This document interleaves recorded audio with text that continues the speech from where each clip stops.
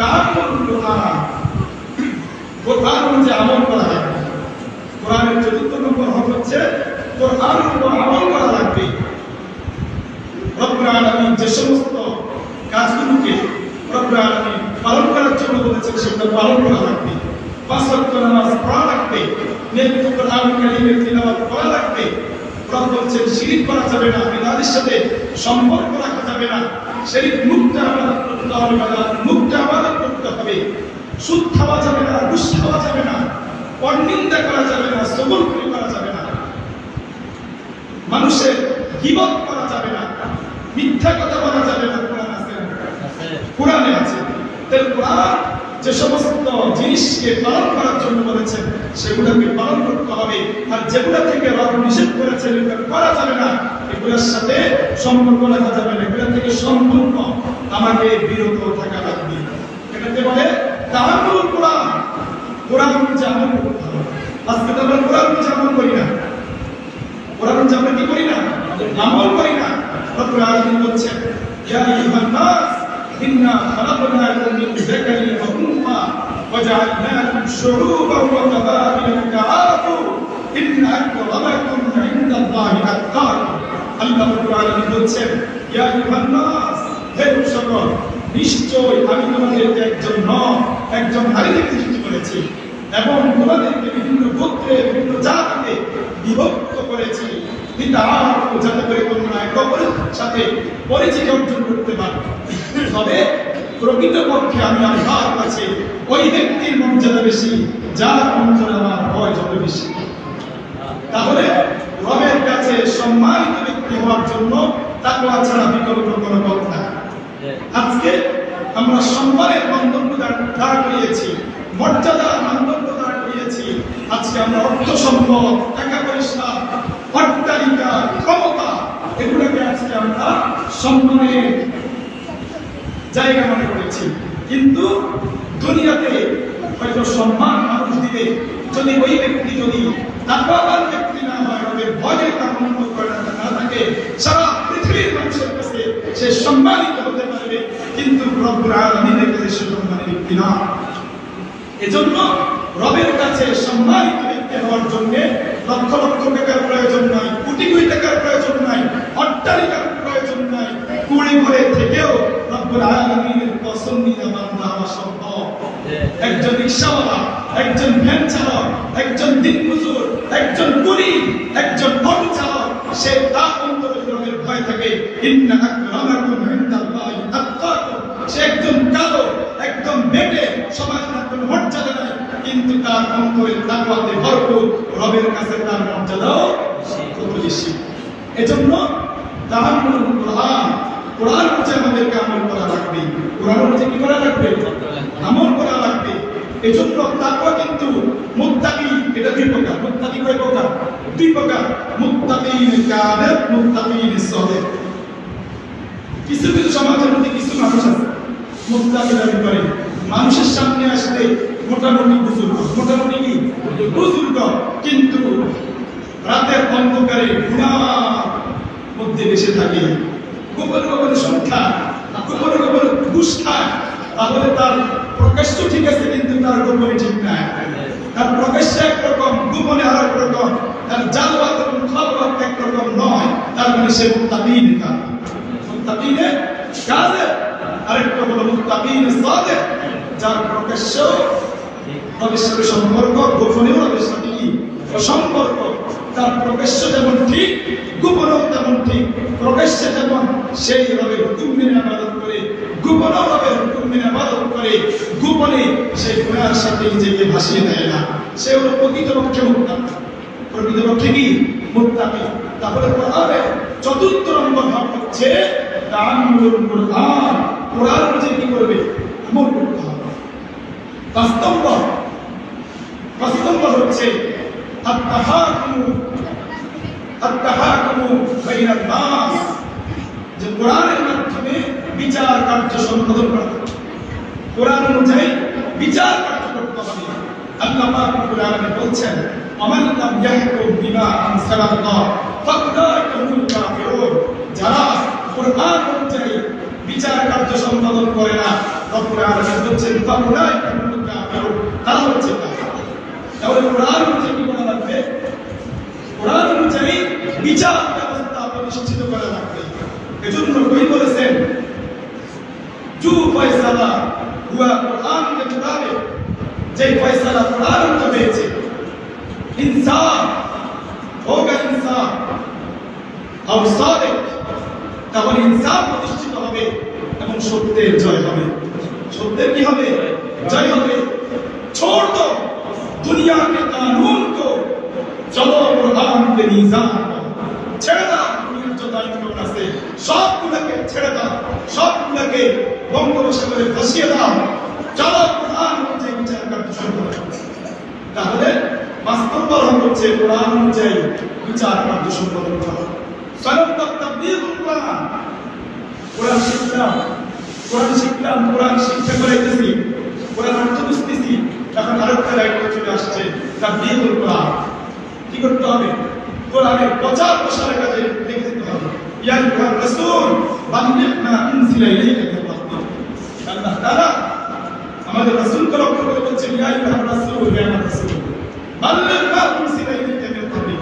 আপনার রবের পক্ষ থেকে আপনার কাছে যা যা প্রেরণ করা হয়েছে সেগুলো আপনি মানুষের কাছে পৌঁছান।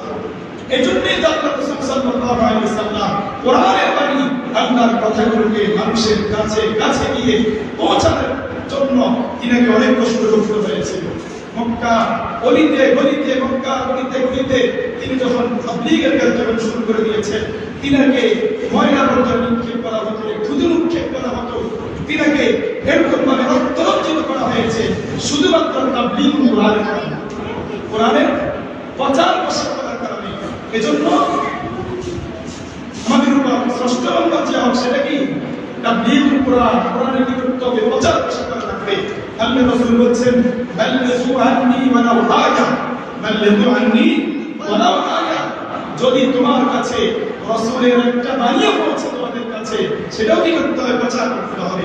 আমি কোরআনের একটা আয়াত অর্থ জানি, এটা আমার পরিবারকে বলতে হবে, সমাজকে বলতে হবে, বন্ধুকে বলতে হবে যে কোরআন আল্লাহ এটা বলেছেন। আপনার কাছে রাসূলের একটা বাণী পৌঁছেছে, আপনি শুধু নিজে জানলেন নাকি অন্যকে জানাইতে হবে? জানাইতে হবে না? এটা কি বলে? তাবলীগুল কোরআন। এটা কি বলে? তাবলীগুল কোরআন। কোরআনের প্রচার প্রসার করা লাগবে। এরপরে কোরআনের আরেকটা হচ্ছে কোরআনের বিরোধিতা করা যাবে না। কোরআনের বিরোধিতা থেকে সম্পূর্ণ আমাকে আপনাকে বিরত থাকা লাগবে। আল্লাহ রাসূল সাল্লাল্লাহু আলাইহি ওয়াসাল্লাম বলেছেন وقال الرسول يا ربي وقال الرسول يا ربي ان قوم اتخذوا هذا القرآن مهجورا। কিয়ামতের ময়দানে আল্লাহ রাসূল সাল্লাল্লাহু আলাইহি ওয়াসাল্লাম বলবেন وقال الرسول يا ربي رسول হে আল্লাহ, হে আমার রব, ان قوم اتخذوا هذا القرآن مهجورا। এরা তো এমন একটা জাতি, এমন একটা কওম, এমন একটা উম্মত তারা দুনিয়াতে বসবাস করেছে, তারা কোরআন থেকে তারা বিরত ছিল। কোরআন থেকে কি ছিল? বিরত ছিল। কোরআন থেকে তারা বিচ্ছেদ ছিল। আচ্ছা, কিয়ামতের ময়দানে যদি রাসূল যদি কার ব্যাপারে, কোন জাতির ব্যাপারে, কোন গোত্রের ব্যাপারে যদি বলে এরা কোরআন থেকে দুনিয়াতে বিমুখ ছিল, তাহলে তার অবস্থাটা কি হবে? কি হবে? কি হবে একটু বলেন। আল্লাহ তাআলা বলছেন আমার আ'লাম যিকরি فإن له معيشة ضنكا ونحشره يوم القيامة أعمى। আল্লাহ তাআলা বলেন যে যারা দুনিয়াতে কোরআন থেকে গাফিল থাকবে, কোরআন থেকে দূরে থাকবে, আল্লাহ তাআলা বলেন ওমান আ'লাম যিকরি فإن له معيشة ضنكا। আল্লাহ তাআলা দুনিয়াতে তাদের জীবনকে সংকীর্ণ করে দিলেন, তাদের জীবনকে কি করে দিলেন? সংকীর্ণ করে দিলেন। এবং কিয়ামতের ময়দানে আল্লাহ তাআলা তাদেরকে অন্ধ করে উঠাবেন, তাদেরকে অন্ধ করে উঠাবেন।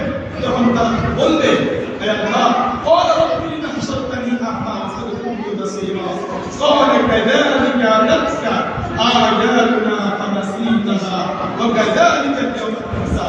شديد আল্লাহ তাআলা বলবেন, আল্লাহ তাআলা বলবেন ও আল্লাহ, দুনিয়াতে আমার চক্ষু ছিল, আমি সব কিছু দেখেছি, কিন্তু আজকে করে আপনি আমাকে অন্ধ করে উঠাইলেন।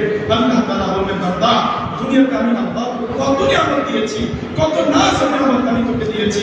তোর চেহারা কত সুন্দর ছিল, তোর সুঠাম দেহ ছিল, তোর শক্তি ছিল, তোর ক্ষমতা ছিল, তোর যৌবনে ভরা ছিল।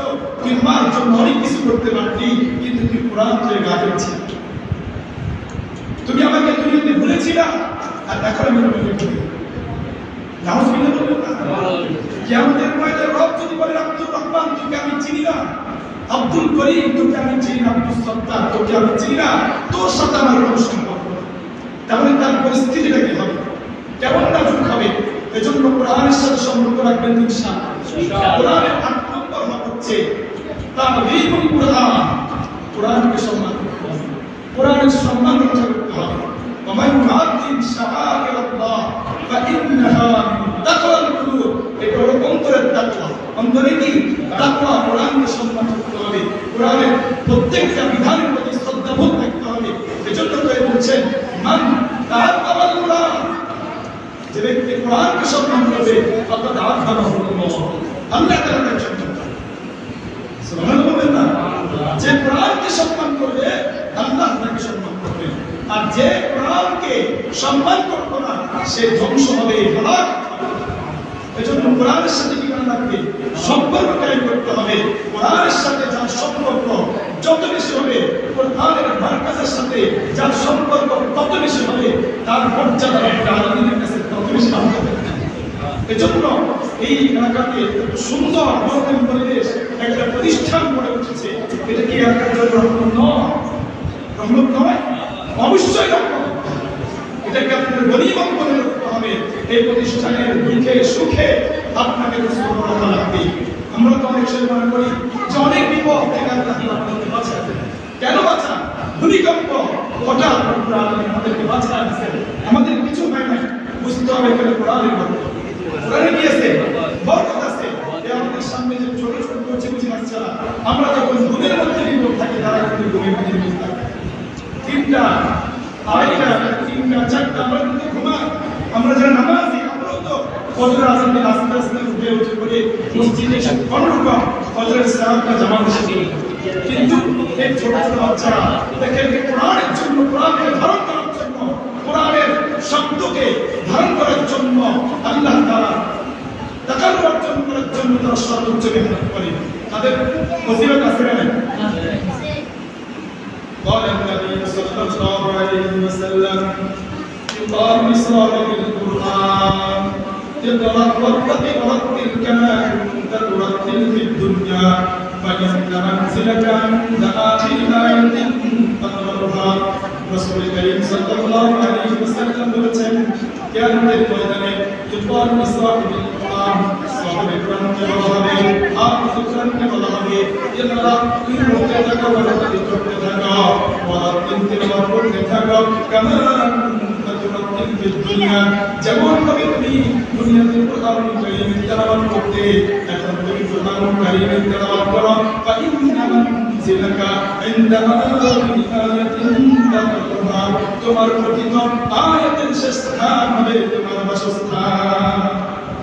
এরপরে রাসূল করিম সাল্লাল্লাহু আলাইহি ওয়াসাল্লাম বলেছেন মান ক্বারাআল কুরআন ওয়া আমিলা বিমা ফীহি উলবিসা ওয়ালিদাহু তাজা ইয়াউমাল কিয়ামাহ।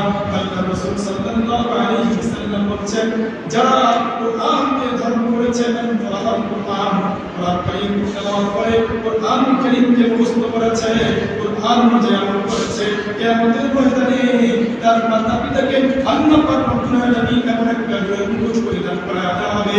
আল্লাহ রাসূল বলেন ওই নূরের মুকুটের কিরণ, ওই নূরের মুকুটের আলো উজ্জ্বলতা কেমন হবে?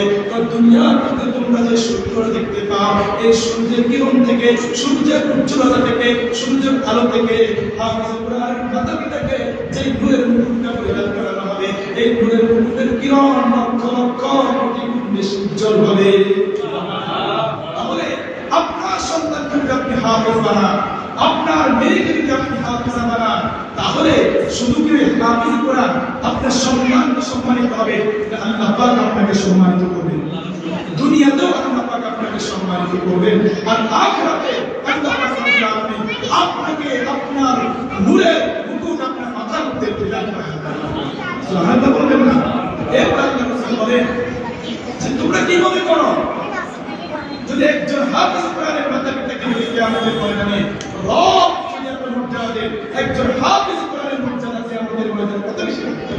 কল্পনা করা যায়? কল্পনা করা যায় না। আর হাদিসের ভিতরে আল্লাহ রাসূল বলেছেন, মান ক্রাআল কুরআন ফাস্তাযহারাহু ফাআহাল্লা হালালাহু ওয়া হারামা হারামাহু আদখালাহু আল্লাহু জান্নাহ। আল্লাহ রাসূল বলেন, যে ব্যক্তি কোরআন কারীম ধারণ করে, কোরআন কারীম তেলাওয়াত করে, কোরআন কারীমের কালামকে হালাল মনে করে, হারামকে হারাম মনে করে, আদখালাহু আল্লাহু জান্নাহ। আল্লাহ পাক রব্বুল আলামিন কিয়ামতের দিন ওই হাফেজকে জান্নাত দান করবেন। এরপরে আল্লাহ রাসূল বলেন, ওয়াশাক্কাহু ফি আশরাতিন মিন আহলি বাইতিহি কুল্লুহুম ক্বাদ ওয়াজাবাত লাহুন্না। আল্লাহ রাসূল বলেন, শুধু কি ওই হাফেজ কোরআন জান্নাতে যাবে বিষয়টা এমন নয়, বরং ওই হাফেজ কোরআনকে স্পেশাল একটা মর্যাদা দেওয়া হবে। ওই হাফেজ কোরআন কিয়ামতের দিন তার আত্মীয় স্বজনদের মধ্যে হতে এবং অন্তরের ব্যাপারে সুপারিশ করার সুযোগ করবে। ওয়াজাবাত লাহুন্না, যাদের জন্য জাহান্নাম অবধারিত হয়েছে, যারা জাহান্নামের কীটে পরিণত হয়েছে, জাহান্নামের অধিবাসী হয়ে গেছে, এই হাফেজ কোরআন